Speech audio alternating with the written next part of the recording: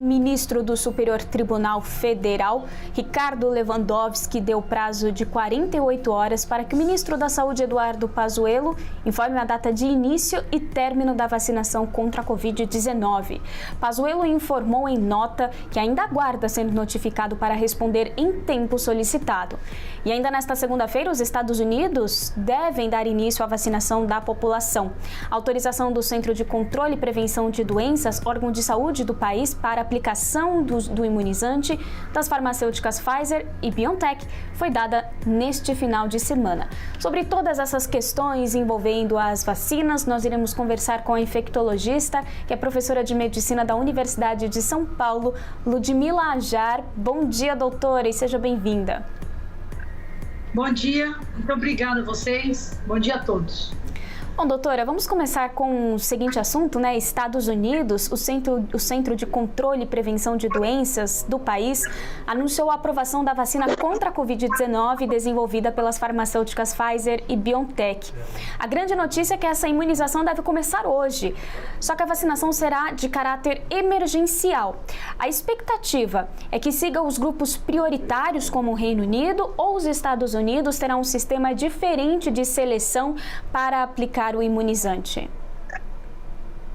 Pelo que estamos observando, de acordo com as descrições do FDA e da autorização emergencial da vacina, eles também iniciarão por grupos prioritários e na medida que haja uma maior disponibilidade da vacina, isso provavelmente se estenderá a toda a população.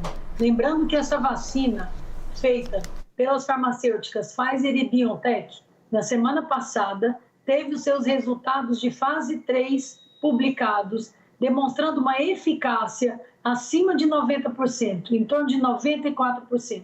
Então, é uma vacina que já tinha sido demonstrada segura e agora confirmada sua eficácia.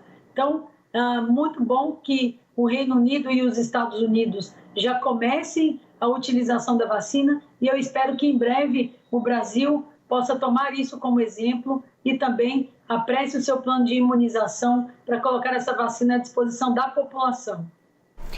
Doutora, a vacinação neste momento é de uso emergencial, como nós acabamos de falar, ou seja, grande parte da população ainda ficará de fora. Então, qual que é o impacto? É possível frear a doença fazendo essa imunização emergencial apenas nestes grupos prioritários?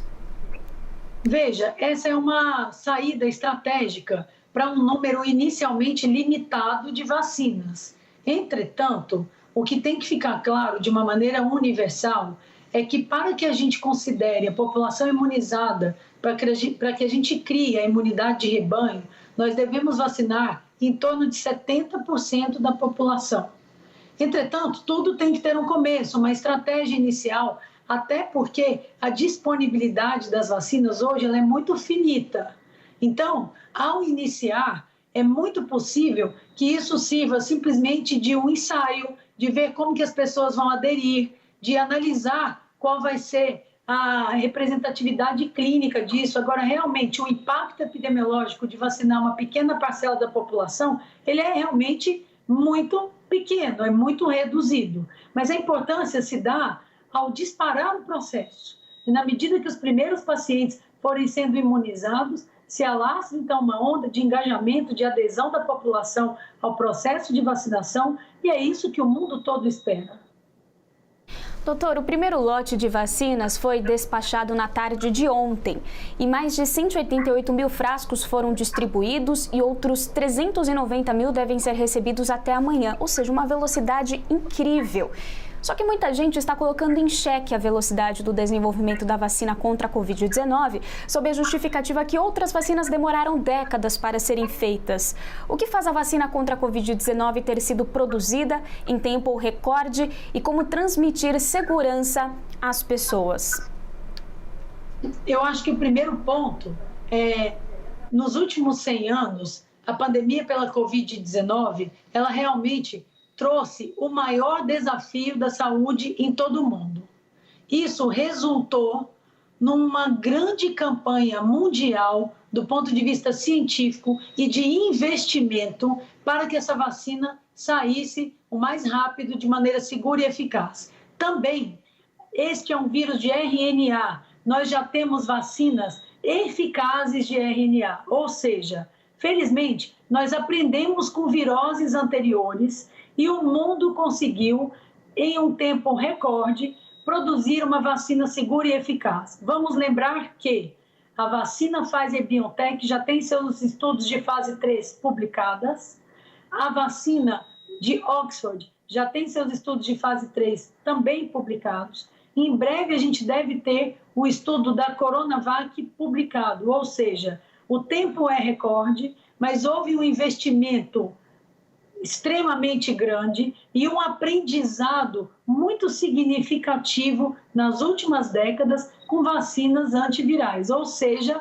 nós podemos e devemos confiar, porque os órgãos regulatórios e as instituições à frente dessa vacina são de extrema seriedade. E o mundo está vivendo a pandemia de uma maneira nunca antes vista, com milhares de vidas sendo ceifadas, com o mundo todo enlutado. Nós não podemos deixar de considerar que, uma vez que essas vacinas tenham seus resultados publicados em grandiosas revistas americanas, europeias, internacionais, órgãos regulatórios aprovando, a população deve confiar, se engajar e aderir, porque isso sim é a principal medida de combate à mortalidade pelo novo coronavírus ou Covid-19.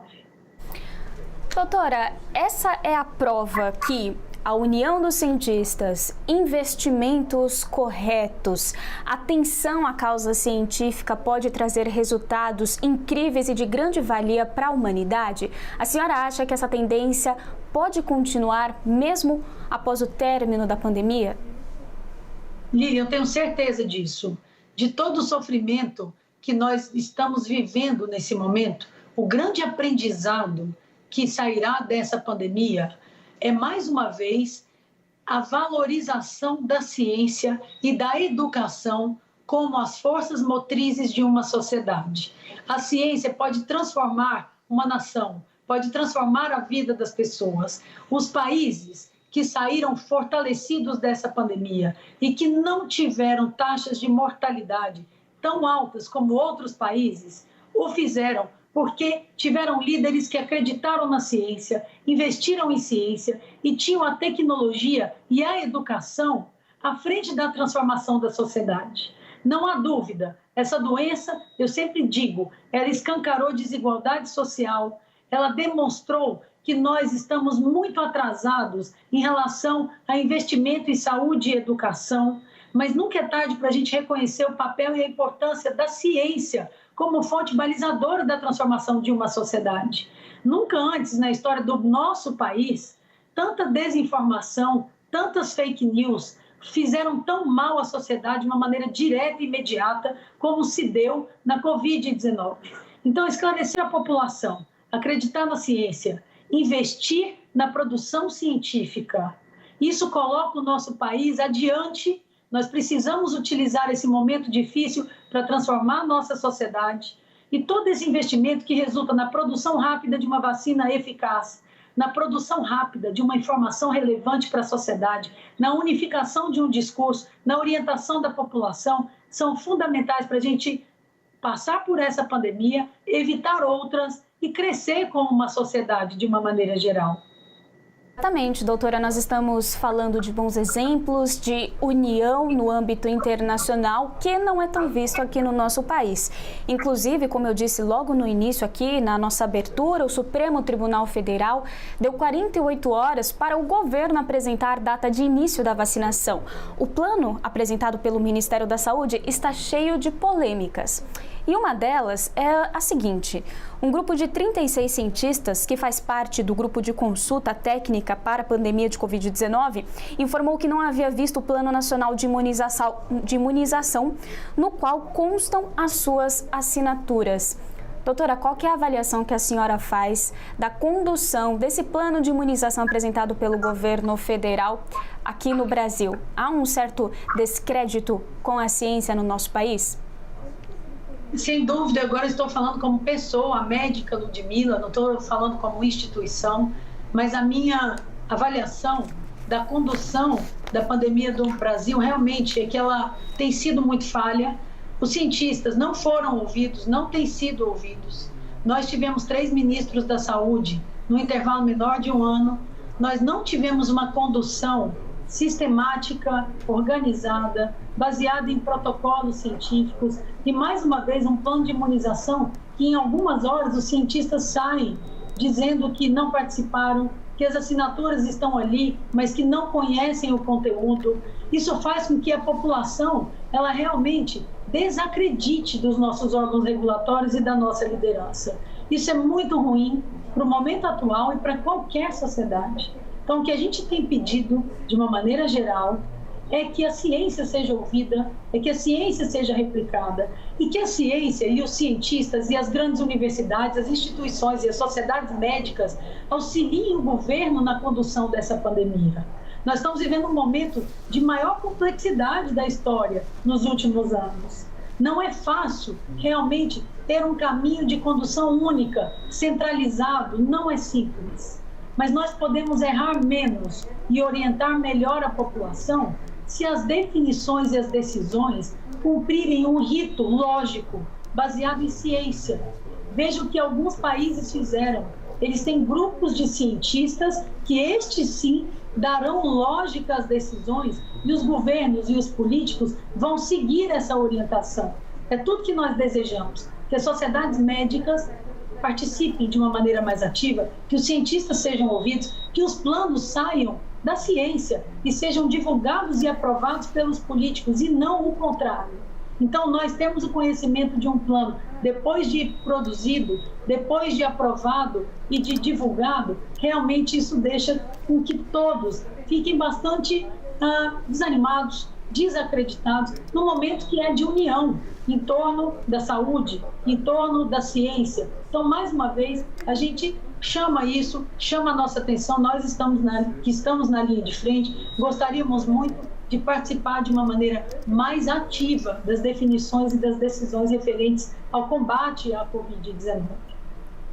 Exatamente, doutora. A população precisa acreditar na ciência, se desconectar dessas teorias conspiratórias, ideologias políticas. O momento é uma pandemia de saúde.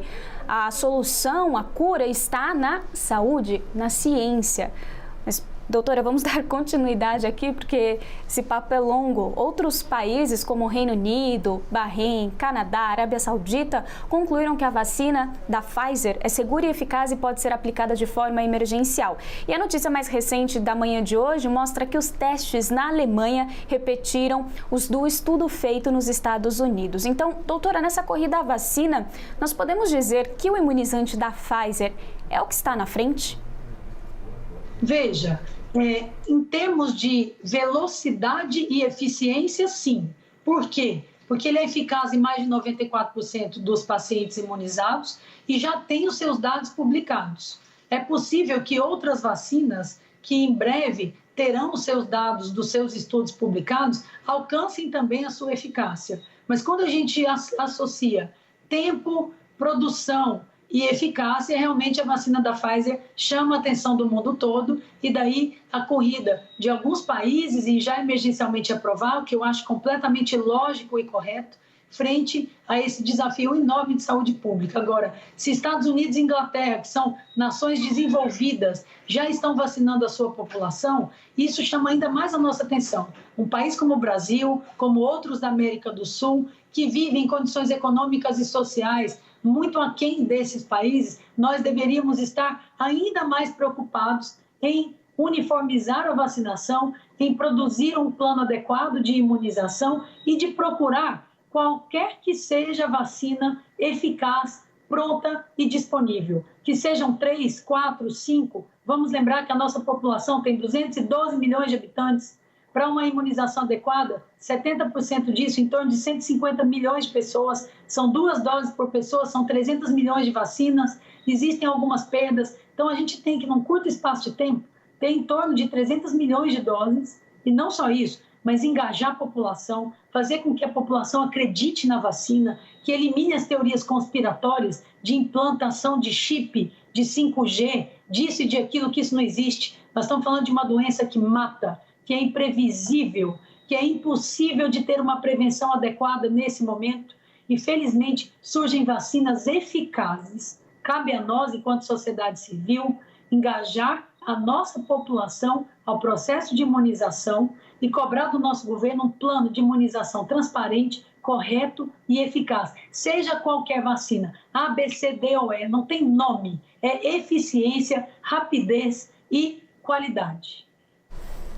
Doutora, e enquanto o mundo faz a aplicação da vacina, e a senhora falou muito bem, né, dessas teorias conspiratórias, vamos falar de Coronavac, de uma notícia também que veio nesta manhã.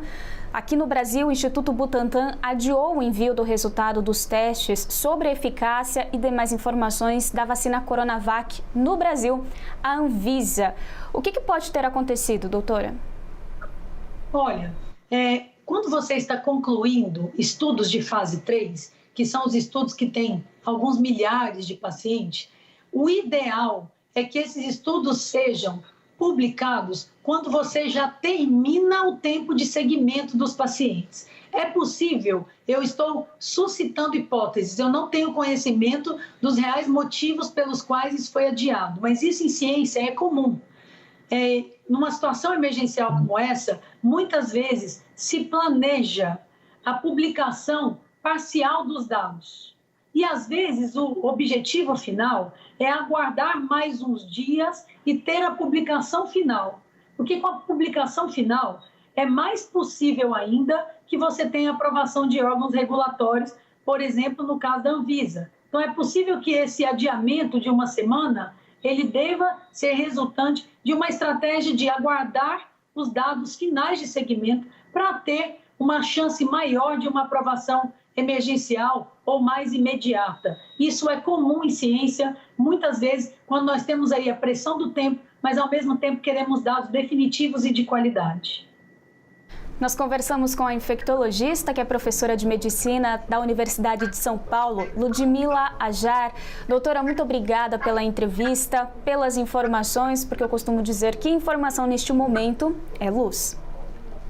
Obrigada a você e espero que a população toda esteja aguardando por essa vacina, acreditando na ciência, para que a gente combata a pandemia pela Covid-19. Bom dia a todos.